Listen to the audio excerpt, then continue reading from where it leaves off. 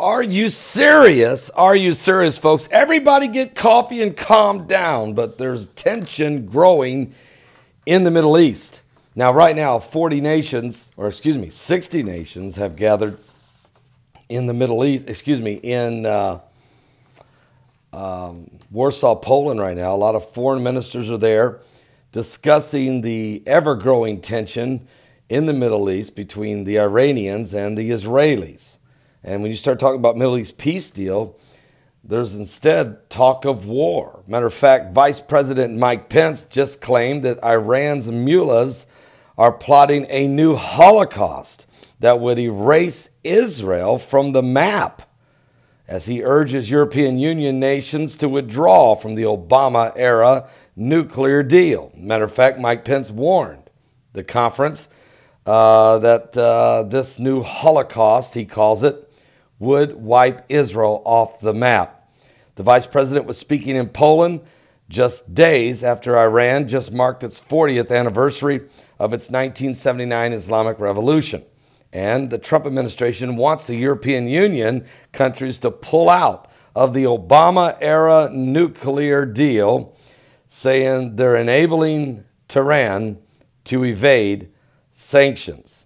Also, Secretary of State Mike Pompeo is reported to be speaking, and he's talking about the Iranian proxy terrorists that are in Yemen, which would be the Houthi rebels. Also, Hezbollah in Lebanon and others.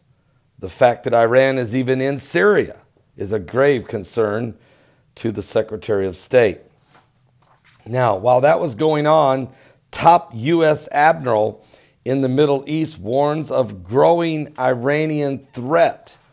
This report was on CNN. Matter of fact, the U.S. has accused the Iranians of supplying the Houthis with these special kinds of boats. Iran's military also possesses advanced sea mines, including acoustic and magnetic variants. The U.S. defense officials are telling CNN that these weapons could pose major risk to maritime traffic.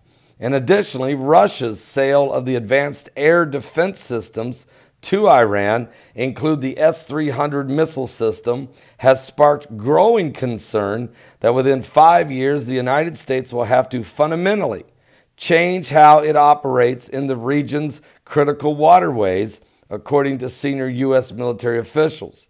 So the officials said that the new air defenses are just one aspect of a changing security environment that could result in a traditional ports being not readily accessible due to Iranian missiles and mines.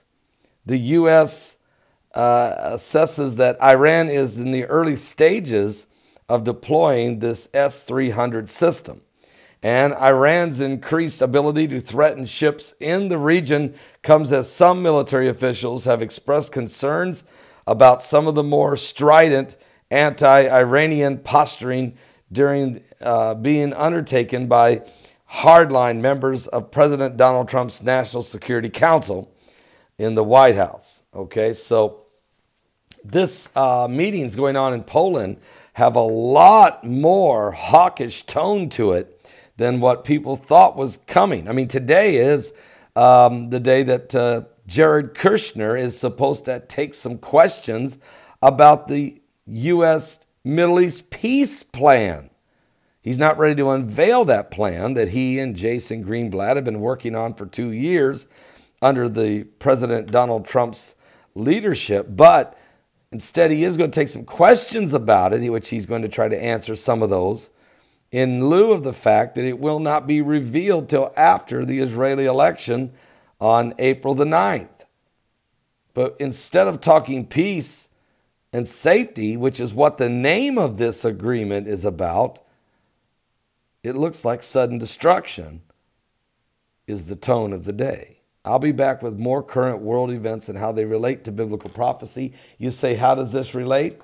1 Thessalonians chapter 5 absolutely says that's exactly what they would be saying in these end times when it comes to this. And I'll read for you. It says, but of the times and the seasons, brethren, you have no need that I write unto you.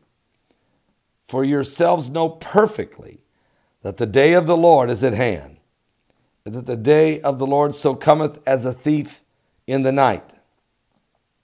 For when they shall say peace and safety, then sudden destruction cometh upon them, as travail upon a woman with child, and they shall not escape.